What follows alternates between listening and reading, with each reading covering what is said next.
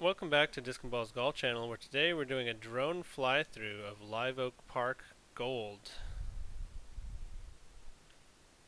This is Corpus Christi's, or it's Ingleside, but it's the hardest course in the area. Has a ridiculously long total distance that I don't readily have available right now, and is very wooded, as you can see as the drone dips down in there. And because it's so wooded, we don't even have a good drone overhead because basically the wind just blows my drone all over the place when I try and get it above the treetops. So, that being said, it wasn't too bad right here. But yeah, it was very wooded course, pretty long, very challenging, but possibly my favorite course in the area. So without any further ado, let's get to it. Hole 1 starts out by not doing anyone any favors whatsoever. It is a tunnel shot, 604 foot par 4. Tunnel shot initially with a low ceiling. And generally, the best first shot is to get up by this group of trees here on the left. If you can get a little bit past with your drive, which requires either a turnover that stables up or a forced flex that doesn't turn over too quickly, you can get up into this gap that the drone is reaching now. From here, it's usually either a left to right or right to left shot. There are two main tunnels, as you'll kind of be able to see. There's part of the right tunnel. On the left side there's another one you can forehand up. But there's also a high route that brings the wind into play. So you would have had to check to see what the wind was doing from the tee. Both of these lanes lead out to the opening where you can generally be left with a par putt. Birdies are pretty rare here. Hole number 2 is a very straightforward 215 feet. Your best bet is generally going to be throwing your straightest mid-range or putter from the tee through this center gap here. There are some other thinner gaps involving hyzer lines and whatnot, but generally just a good straight forward throw is your best bet. Green is protected by these trees here on the right, and those can thwart your ace run. Hole 4 is a 443 foot par 4 that arcs slowly around to the left side from the tee box. Off the tee, you're going to want either a mid or a skip shot driver that generally just goes down this initial tunnel and generally flares about right here or so past this tree on the left. From there, you'll hopefully, with a good flare, it'll land around here, which opens up all the assorted lines toward the basket. This one is the hyzer route for the right hand. You can bring it around here, kind of pushing this right edge. If you do hit trees, it becomes a very reasonable par opportunity generally. And if you don't hit trees, you can generally skip a little low one down here or slide one up depending on the time of year, because it does get densely covered with leaves. Hole 3 at 288 feet is the first of many blind par 3s on the course. It starts out, generally for the right-handed player, you want to throw something overstable and flat, right down the middle, maybe pushing this left side because you have to get it around this corner here. If you can't reach it with your drive, it's usually a very reasonable upshot. If you can, you need to arc all the way around, and it's usually sandy here, which can affect skips and other distance gaining maneuvers. Number 5 is another blind par 3, 245 feet, arcing left to right this time. So the last hole had something for the right-handed backhand. This one has something for the left-hand backhand, or forehand if that suits you for the right-handed player. It's a straight shot down to here, and generally I'll play a skip shot or something overstable that just bites hard to the right toward the end, because if you land it about here, it'll usually flare up toward the basket. Pushing long brings trees into play. Being short brings trees into play.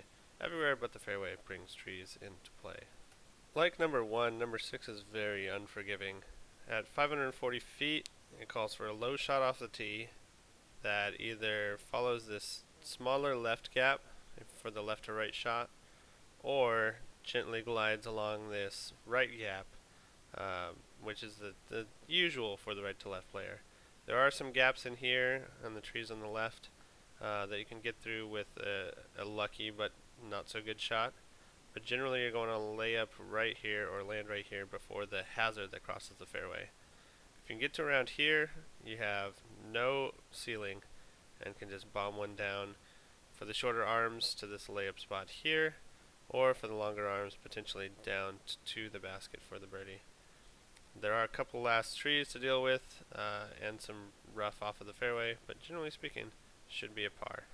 Hole number 7 is the first hole that brings a daunting tee shot with blockages right in your line. This is about waist height that the log, this log that crosses the fairway here, and so you have to get it over that and then get it down the fairway here.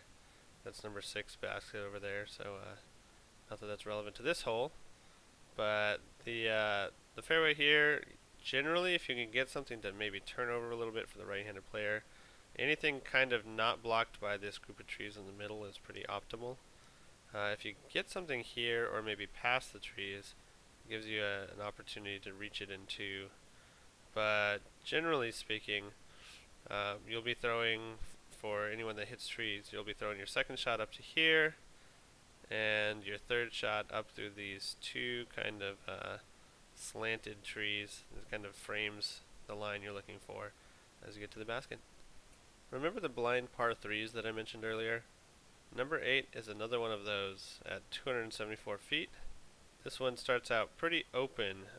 It's big left to right swinging par 3. Lots of room on the left side to bring the disc out wide as it approaches the basket. Generally the flight's going to be pretty boring as a whole. Until you get to about here, these trees on the right side are lower hanging and can block high approaches. Those trees on the left can affect skips or ones that stay a little too straight. And generally you're going to want to try and slide something up or skip one up to the basket here. Hole number 9 is host to possibly the most unfair tee shot on the course. And this tree limb here is about head height. Number 9 being a par 4, 576 feet. You're going to want to get as much as you can off of the tee. Wide open fairway once you're past that initial log, but you're usually going to want to put something down the middle of the fairway, generally to about here, but if you have the arm and accuracy, then getting around the corner is absolutely ideal. From the corner here, you'll want something low. There is a high line, it's not recommended because of the wind, but something low, either laying up toward just past this tree on the right, or if you have the arm for it, blast one down toward the basket. Most people are going to be playing this for par. There is a birdie opportunity, but it's fairly rare. Number 10 is also a par 4, 590 feet, and requires a pretty narrow gap off the tee. Almost always you're going to be shooting for this one. I can't imagine a scenario where something else would be optimal. I have seen rollers attempted, and that seems to work pretty okay.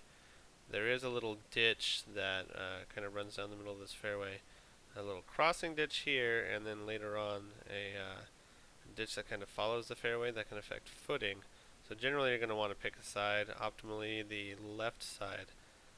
There is a little bit of a ceiling here for your second shot if you get a little crazy, but it is fairly reachable. Wide open, so it is exposed to the wind, but generally a little hyzer or straight shot to the basket gives a good birdie or par opportunity. Number 11 is a 210-foot par 3 that gives no direct route to the basket. Generally people are going to hug the left side of the tee pad so that it opens up this right gap a little bit more. I've seen harps, I've seen claymores, I've seen various putters and mids thrown, and all of them tend to want to go through this right gap here. There's a left gap, it's a little narrower, a little bit more finicky as far as the precision required, but once you get around that corner, it gives you a chance for the birdie. Hole number 12's tee pad gives you a brief reprieve from the woodland, but guess what? You're going right back in. 544 feet, par 4. You're going to generally want to hug this right side off the tee. There is a tree right at the beginning that kind of blocks anything that goes left, and so the right side is generally where you want to eke out most of your distance. With your tee shot, you're generally going to want to get up toward here.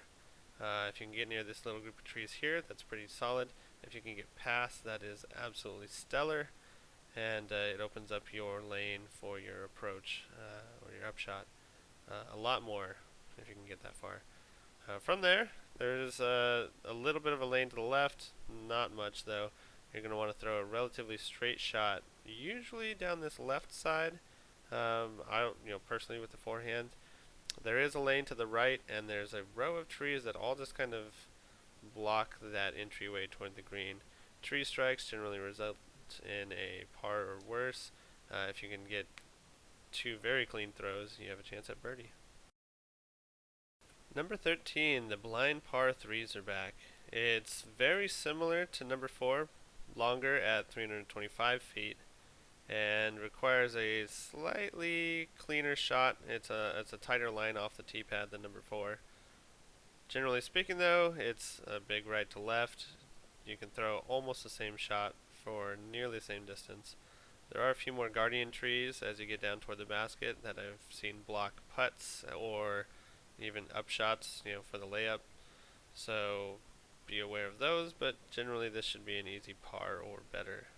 Hole number 14 in gold is the 5-time consecutive champion of the hole most likely to crush your hopes and dreams competition in the Corpus area. It's 716 feet, par 5, with trees overhead almost the entire way. Off the tee, you're going to want something straight, generally hanging out on the right side of the fairway. The left side's alright too, but it sort of cuts off your angle. You're going to need to either flex something or turn over. It just makes it less awkward, or makes it more awkward than a shot on the right side of the fairway. Your second shot will hopefully make its way up to the corner here where this kind of limb is sticking out. That opens up some lanes, opens up some ceiling and overhead too if you want to go with some of the sky type shots that are available once you get to this point of the hole. But generally speaking, keeping it below the tree line is the safest play. It's there is no 2 meter on this course, but it does get difficult at times. So third shot hopefully is making it out to this open area where you can get a little breathing space. But it's very brief because you're immediately going back into this low overhead tunnel type shot. A little flick is popular here, slight turnover with a mid maybe, and overall just a very difficult hole. After the ass beating you likely encountered on the last hole, number 15 is a nice little break, chance to tend to your wounds at 230 feet. There are trees everywhere. There is a line to the left here. You can throw a little forehand if you're a right-hander. Most people will go over this log here, throw a straight shot under the low ceiling that slides across the leaves and stuff and gets to the basket. Any tree hits are likely to result in par. I was just thinking, and I was like, what we haven't had in a while? A blind par 3. And 16 is here to provide. So 395 feet, low overhead off the tee, low ceiling-ish. It's not unreasonable, but it's definitely noticeable, and you can hit it if you get a little nose up, which I've done, so experience painful memories. But generally, this hole is pretty straightforward. You throw it out to here, past this last little group of trees. It's 395 feet, so it is a blast if you're trying to get it to the basket. But if you can get it out to here, you got a reasonable upshot. If you can tuck it back under this limb, you got a birdie chance, but that is a huge throw. Hole number 17 is almost dull in its basicness in that it's 630 feet. You throw through this tighter little gap to start out, and then from there you're basically fighting the wind. The field is wide open. Sometimes get some high grass, which can affect run up. But yeah, it's just a slight little turn to the right. This one tree here in the middle will grab some stuff. It's pretty annoying.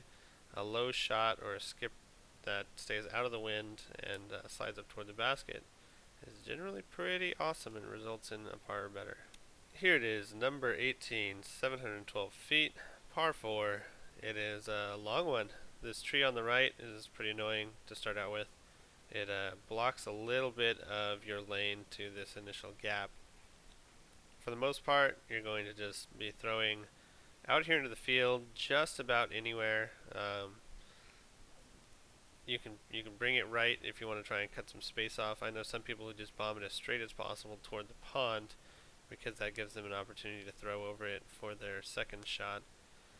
For most noodle arms like myself, it ends up being around here, short of the bush. My second shot is usually a big forehand up toward this little caliche type path. Lots of gravel and rocks and stuff. If you can get it up to the backstop here from the baseball field, that's really great and gives you a very reasonable upshot for par. If you do have the long arm, the second shot over the water is usually pretty great for a birdie opportunity. And that wraps up our tour of Live Oak Park Gold in Ingleside, Texas. Thank you all for watching, and hopefully I'll see you on the course.